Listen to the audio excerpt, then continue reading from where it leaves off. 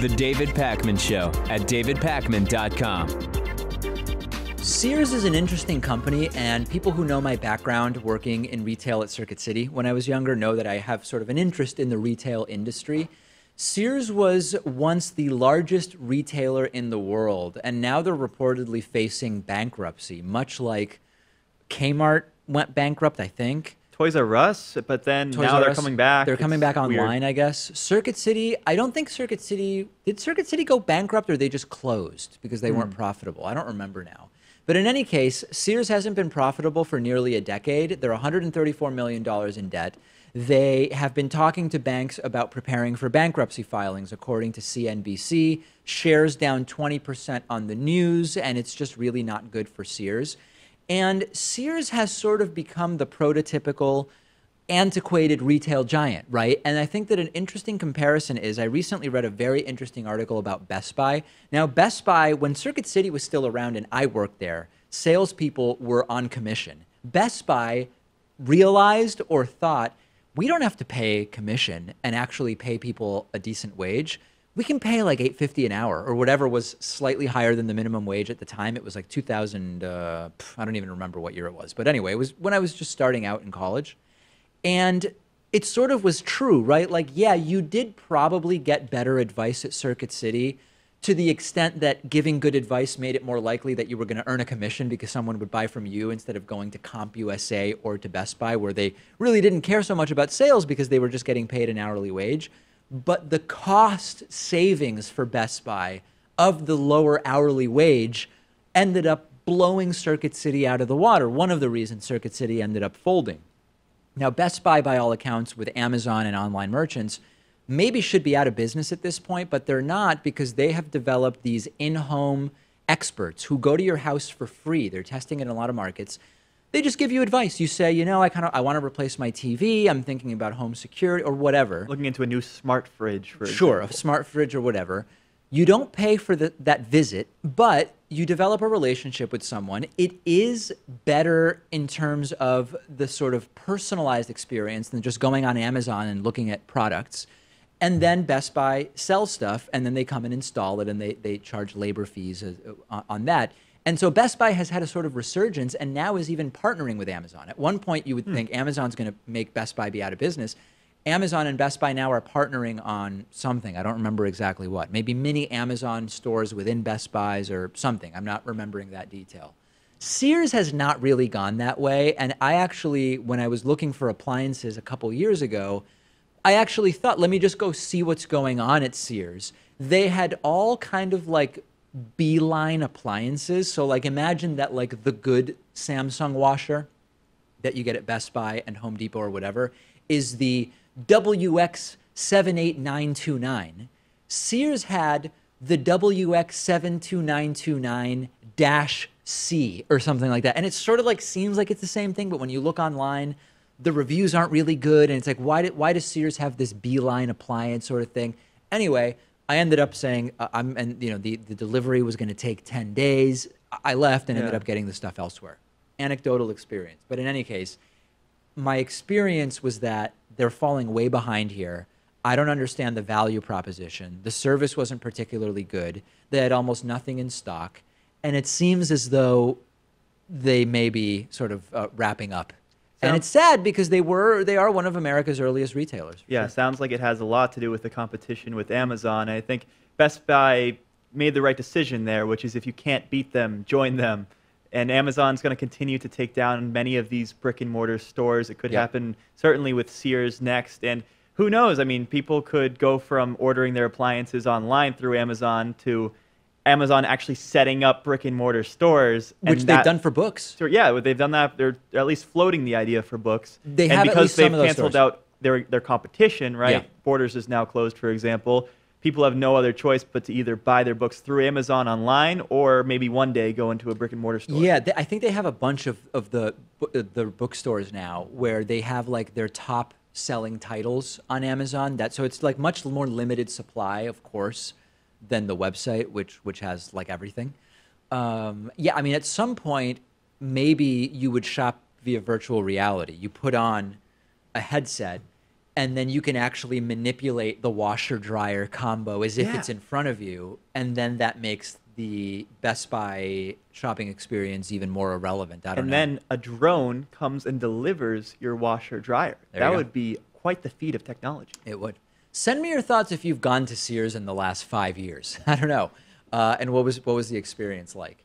Greece has banned overweight tourists from riding on donkeys after some pictures went viral of donkeys being ridden by people who admittedly look like they are probably too large for these particular animals. You can find the pictures online. I won't show them to you now.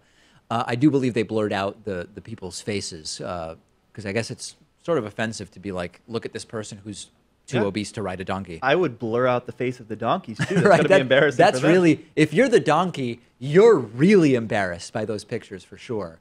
And Greece has now said that they are going to, and so there were concerns about spinal injuries, which I guess at least some donkeys there have been demonstrated to have because of these overweight tourists. So Greece is cracking down on this.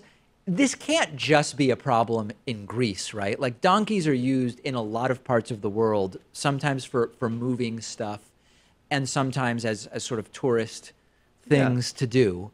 And I can't imagine it's only happening in Greece. It's just that the pictures from Greece are the ones that went viral. And why stop at just donkeys too? Plenty of people go to the Middle East, and to do a touristy thing, they ride a Camels. camel. Yeah. Camel is a much bigger animal, so I'm sure they can handle the weight a lot better. Yep. But still, you gotta take a look at that. I guess donkeys should not carry anything more than 100 kilograms, which is an insane amount. I don't know how many pounds that is, but it's actually, well, is it, how much?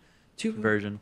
So like 230 pounds? Maybe you can get that conversion for us. So, I mean, a lot of people weigh more than 230 pounds, but you probably shouldn't be riding a donkey if that's what you weigh. 100 kilograms is 220 pounds, which 220. sounds to me like it is around where the limit should be. Yeah.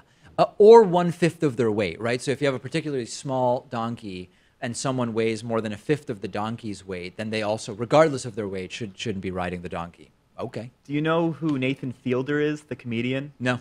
He's he's a comedian who does this like awkward shtick, and he had a show called Nathan for You.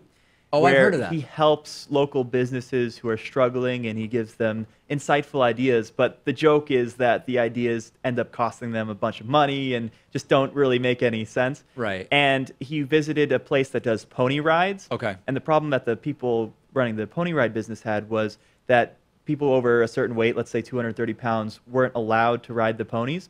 So Nathan Fielder decided, how about we open up this market? People who are overweight can ride ponies, and that's something that's really untapped in our current society. And his solution was to attach several helium balloons to the overweight riders so they would weigh less. Sure. But it raised so many problems, like the balloons would hit the trees along the path of the pony rides. Sure. So they had to get 2 other employees to like find a way to move the trees as they were walking along with them, and Yeah. it just created this whole entire scene. And this made me think about this donkey story today. Sounds like a hilarious show. Yeah, it's a great show. No, I have heard from people that it is a funny show. As a vegan, are you against even the concept of riding horses, riding donkeys, riding elephants, camels? There's probably some reason why it's bad. I don't know why. You know what it is. I think it's okay. I'll give it Really? a pass. What's wrong with it? I mean, do horses like being ridden and getting horseshoes put on them? There are some people who think that animals shouldn't be held in captivity at all. We should just let them go wild. Some But people.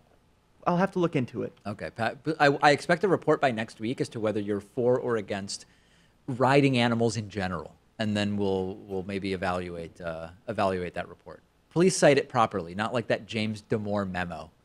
Okay, let's talk about North Korea and basketball. So Dennis Rodman, maybe the foremost North Korean political and cultural critic of our time, from the United States anyway, became friends with the Marshal, Kim Jong-un, and they bonded around basketball, and he did basketball diplomacy, etc. China now has deployed former NBA basketball player Yao Ming to North Korea, who is much taller than Dennis Rodman, almost a foot taller than Dennis Rodman, to do basketball diplomacy. Yao Ming now is the chairman of the Chinese Basketball Association, and he is in Pyongyang this week as part of a Chinese delegation. And the idea is, it seems as though basketball helped an American develop a relationship with Kim Jong-un. The relationship became frayed when Dennis Rodman drunkenly defecated in a Pyongyang hotel and got kicked out. That put a damper on that relationship. But regardless, it was going pretty well there for a while. And now Yao Ming and China are sort of trying to do something similar. And I think it's possible that this could completely replace Dennis Rodman as the basketball ambassador to North Korea, partially because I think the North Koreans will be extraordinarily impressed with Yao Ming's height, sadly because they're so undernourished, multi-generational malnourishment, that they're all really small now. Well, I don't know. I think every country should have a basketball ambassador to North Korea. So we get ours in Dennis Rodman, and China gets theirs in Yao Ming. It doesn't have to be just one for the entire planet. Would Argentina send Manu Ginobili, you think? Yeah, I mean, who else do they have even? There's some other Argentinian players. Oh, there's others. Yeah.